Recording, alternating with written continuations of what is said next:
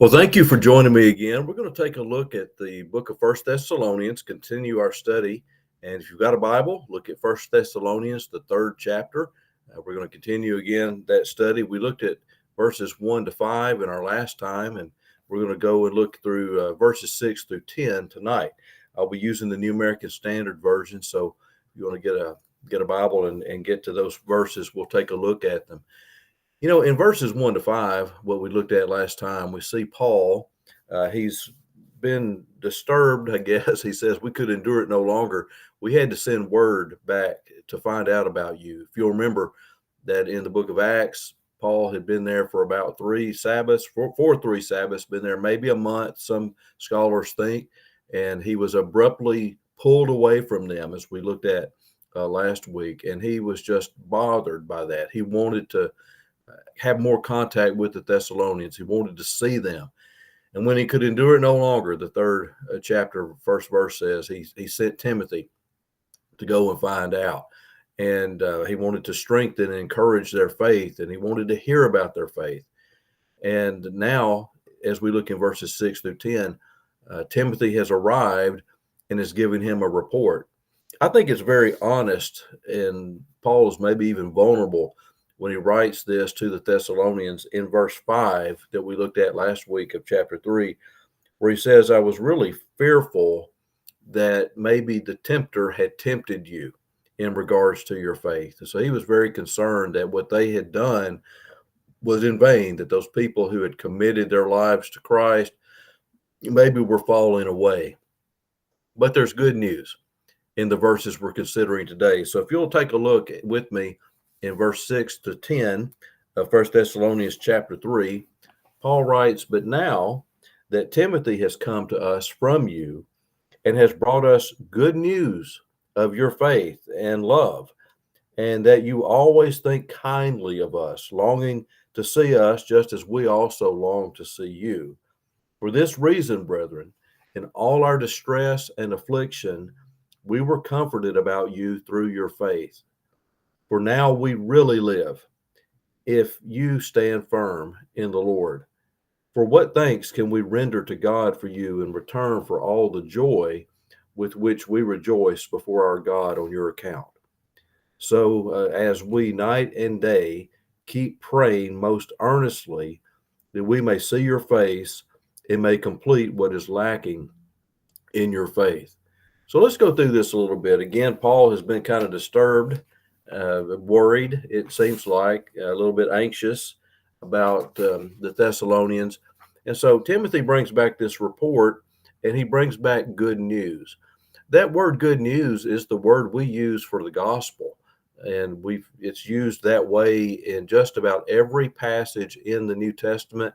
This may be a passage in Revelation use this word outside of the pure gospel, but still that gives us an idea of just how important this news was to Paul, that he got this really deep spiritual good news when he heard these things about the Thessalonians. There's 3 things that he heard. You look at verse 6, Timothy's come to us, brought us good news. The first thing is of your faith and love. The idea there of faith, this is talking about their faith in God, that they had continued to have that faith in God, and then love not only toward God but toward others. He'll mention that in another passage, probably the passage we'll consider next time we get together. But he's excited to hear this good news about the faith and love that the Thessalonians have. The faith is the first thing, love is the second thing. And then the third thing that he has heard that's good news is that you always think kindly of us, longing to see us just as we also long to see you.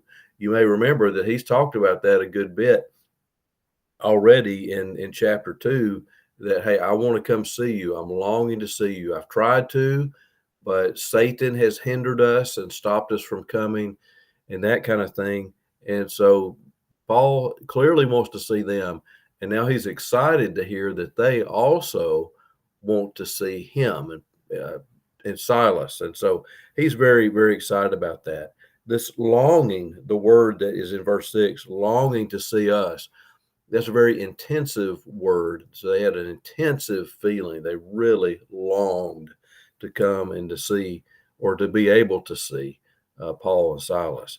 Again, in chapter 2, verses 17 to 18, we, brethren, having been taken away from you for a short while in person, not in spirit, were all the more eager with great desire to see your face. For we wanted to come to you, I, Paul, more than once, and yet Satan hindered us. And it was a joy for Paul to say that he was excited that the Thessalonians wanted to see him just as much as he wanted to see them. Well, as a result of this, you have the Thessalonians' faith and love. That's going to result in some things for Paul. In verse 7, he says, for this reason, going back to the report that he's gotten from Timothy, that good news, he said, for this reason, brethren, and that's a phrase we've seen throughout Paul's writing to the Thessalonians, for this reason, brethren, something along that effect. And he says, for this reason, brethren, in all our distress and affliction, we were comforted about you through your faith. That's interesting. The word in there can be translated different ways, and some scholars think it might be better to understand it as over. For this reason, brethren, over all our distress and affliction. The word distress means, it can mean to choke, like we were literally being choked. We were under extreme pressure, demands that had immediate needs. Immediate attention was given or needed to be given to these things. It refers mostly to external pressures. And so Paul's like, we have been facing external pressures that have really been creating problems for us. We know that they had faced opposition from folks who were trying to hinder them from speaking the gospel. We saw that in chapter 2. We saw that Satan himself was hindering them from making it back to Thessalonica. So they've had real external pressures upon them, Paul and Silas and his team. Not only have they had external distress and pressures, but they've had some internally as well. And that's what the word affliction refers to. It refers to persecution. You've heard me say before that persecution in its basic sense means to drive out. That's the same type of word we have here. The Thessalonians were under affliction. They were suffering that. Paul has already mentioned that more than once in this book. Paul had talked about the experiences he had in Philippi. There's just a lot of suffering and external pressure, but that creates internal pressure as well. You start hearing people talk. Maybe you start questioning and wondering, are we in the right? What do we need to do? Well, Paul is really at the moment that he gets this report from Timothy, it seems like he's in a pretty hard place. He and Silas, they're in a tough place. And yet, when he gets this message from the Thessalonians that Timothy returns and brings to him, that just changes everything for Paul. He's still got the external pressures. He's still got the internal oppression, the affliction, the stress and affliction. He's still got that. But now that he's heard this good news, he says, we were comforted. We were encouraged about you through your faith. Your faith does encourage, potentially, it encourages other people. It's just so important that we demonstrate our faith so that people, like at our church, so that your Sunday school teachers, your pastor, church staff, deacons, we can all encourage and be encouraged. Just the typical church member, by being faithful, can encourage others. You think about it. It's an encouragement when you are at church. When I see you at church, that's an encouragement to me. When I look at the offerings, I don't look at the offerings and see who gave. I have no idea who gave finances and so forth. But when I look and see that we had folks giving, that's encouraging and helpful when there's money given each week. But to see you, say as parents, to see you raising your children in faith, letting Christ and faith in Christ being central to your home, those type things are incredibly encouraging. When you attend church, the Bible tells us that without faith, it's impossible to please God. And the Thessalonians were having faith. And like when you're tired and you don't want to come to church, but you get up and you come because the scripture says, don't forsake the assembling of yourselves together. Do not forsake the assembling of yourselves together. And when you come on to church, trusting that God is going to care for your body, give your body the rest it needs, even when you give financially, when you know that there could be struggles with your personal finances, still give to the Lord, give in faith, trusting that He's going to take care of your needs. Those things are encouraging to other believers. And Paul, they're under real external pressure, distress, real internal emotional distress. Those type things are afflictions he has. And yet, just knowing and hearing about the faith of the Thessalonians was a great comfort to him. So, one of the results of hearing the good report about the faith and love and the longing that the Thessalonians had was it created comfort and encouragement for Paul and his team. Well, verse 8 also, there was something else that was a real benefit to them. For now we really live if you stand firm in the Lord. Now, in my Bible, the word really is italicized, and that lets me know that that's been added. So the word really is not in the Greek text, but it is a genuine way of describing this word. It's trying to describe something more than just I'm alive, but I have a full life going on here. That's pretty exciting to hear that he's really kind of been brought to life, rejuvenated by the report he's gotten from the Thessalonians that Timothy brought to him. That's again encouraging to me. The idea here of this we really live, that live is a verb and it's an ongoing thing. This is not just a momentary thrill. It's an ongoing thing that Paul says this is lasting here. This life, this abundant life that we have. One scholar that I read said that this is all the fullness of the Christian life, is what Paul's describing. And that has really been a motivator and encourager to Paul. And now, there is a little bit of a condition here. We really live. We're really enjoying life. It's a blessing. It's full. As long as you're standing. Sometimes the word if can be translated since. Maybe that's the better way to understand that here. Since you stand firm in the Lord. The idea of standing firm is used of militaries that would stand firm instead of retreating, but in the battle, they're standing firm. And that's the idea, that the imagery that we have from this passage is Paul is really rejuvenated in his life and Christian life by just knowing that the Thessalonians are holding their position. They're standing firm.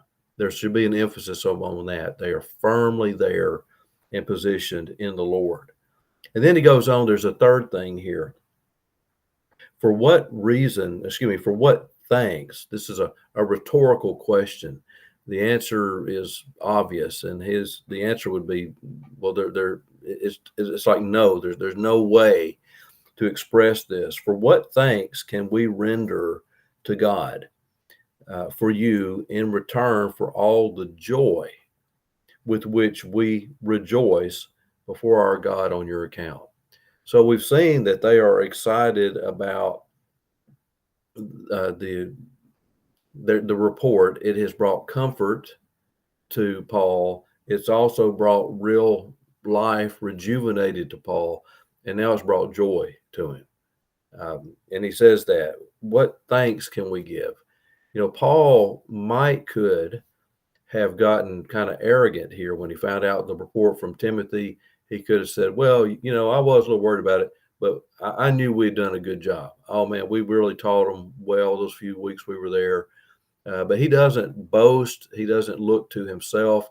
He's thankful to God. He's grateful that the Lord has preserved the people and that they are persevering, standing firm and persevering in the Lord.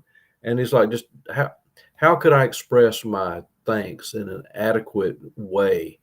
Where he says, what thanks can we render? The idea of render there is almost like meeting an obligation, paying a debt.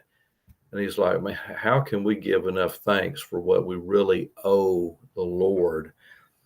Because in return for all the joy that we have because of you on your account. I really hope that people would look at me and you and our church and be excited to think, man, just looking at those people makes me have joy. So Paul goes on to say in verse 10, night and day, we keep praying. This is like his response. Night and day, we keep praying most earnestly. You think, one scholar I read said, you would think praying, night and day would be enough, but it's not just that he's praying a lot, but he's praying all the more earnestly. Very emphatic here that he's praying for them. We had seen over in chapter 2, verse 9, where he's talked about night and day, they were working and laboring. It says there, for you recall, brethren, you recall our labor and hardship, how working night and day so as not to be a burden to any of you, we proclaim to you the gospel of God. So not only while he was there, he was working night and day for the Thessalonians to hear the gospel. But now that he's not there, well, he's still night and day praying for the Thessalonians. The idea there of the prayer, it's a specific word that has the idea of praying about something that's maybe missing. There's a need or something that's lacking. That fits very well with the context, because by the end of that verse, he's going to say, we pray, night and day, we keep praying most earnestly. And here's what he's praying for, really two things. One is that we may see your face. So he still wants to be with them. And I know he's encouraged that they want to see him as well. That'd make us much more eager to go see someone if we knew they really wanted to see us. So Paul's still praying about that. But then this last part, he says, and we're praying too, that that we may complete what is lacking in your faith. That's interesting. He's started this whole section really that we're looking at by hearing about their faith. He was concerned about their faith, sent Timothy to go strengthen and encourage their faith, and he gets word about their faith and love, and they're longing to see him, and that's brought him great comfort. That's brought him real rejuvenated life, and that's brought him joy. And it's just kind of interesting that now he says, though, out of all that's been so good, and this is not hard, but he's talked about what's lacking in their faith. So even though it's great, it's obvious that it's great that they have faith and love and they long to see Paul, and he's rejoicing over that. And that's excellent. That's not an end all. Okay. They've done great to this point, but that's not the end of it. I think really a lot of us, we can get satisfied with having done something good and things being good. But Paul is looking and saying there's more to the faith. There's an ongoing and continual spiritual growth that needs to occur. That needs to be the case with us. Good things are happening at our church. What a blessing it is to be there. But that's not the end of it.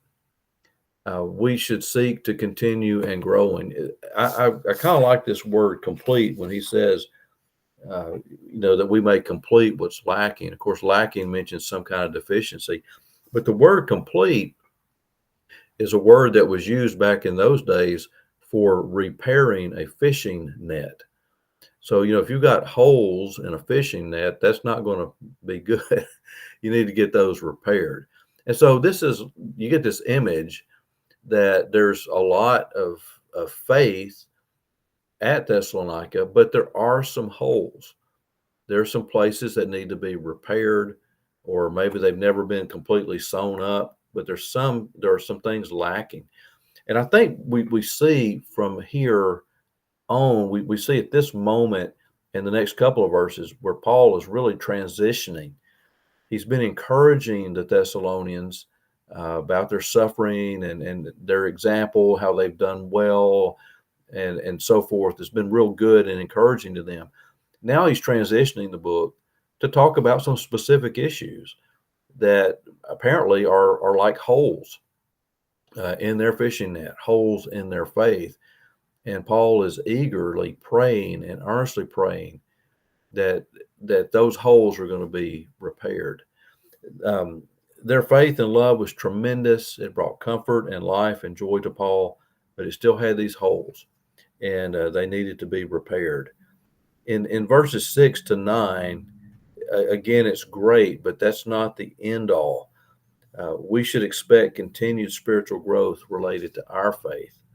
So let me mention a couple of things here. Uh, Keep in mind that the church at Thessalonica, was very young, and the leaders, the missionaries who brought the gospel there, were only there maybe a month. Now, again, that's still arguable, but you just see evidence of that from the book of Acts, where they were there 3 Sabbaths. We know it wasn't a real long time. That's kind of amazed me in a way about the Thessalonians. What we have, they started out without a lot of instruction. I mean, they weren't able to have years of the missionaries there. It was weeks. And yet they had a strong faith and love, and the Lord was clearly working in them. Even before there was a New Testament written. We've mentioned before, First Thessalonians is the second letter that Paul wrote. Galatians was his first. So there's still a lot of New Testament to be written, and they did not have printing presses like we do. There weren't just copies of the Bible around. It's just incredible to see. I think you have evidence the Holy Spirit is teaching the Thessalonians, and we will see even more evidence of that when we look further in the passages. And God was working. And so let me ask a few questions here in closing this out. One is, does your faith encourage others? As I mentioned earlier, when you give and when you attend church and uh, people hear you applying the Bible to your life, that is an encouragement. That's an encouragement to me, to see the Lord working in you and to knowing that you're growing, and in seeing our love for each other. That's a major part of what encouraged Paul in knowing and having the joy and the comfort and so forth that he did. Another question is, are you standing firm in the Lord? Like, are you unyielding and not retreating in the Lord? Are you standing firm? There are philosophies that we hear in the world that could tempt us to leave the faith. There are politics, things we hear from politicians and the government.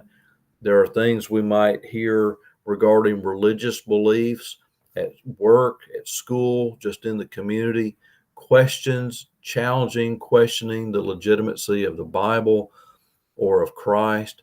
There are moral issues that we are tempted with to be immoral. So, are you standing firm? Peer pressure at school, those type things, peer pressure that comes from media and just society. so much would tempt us and push us. Some of it will be external pressure, some of it will be internal pressures, our own desires, and so forth.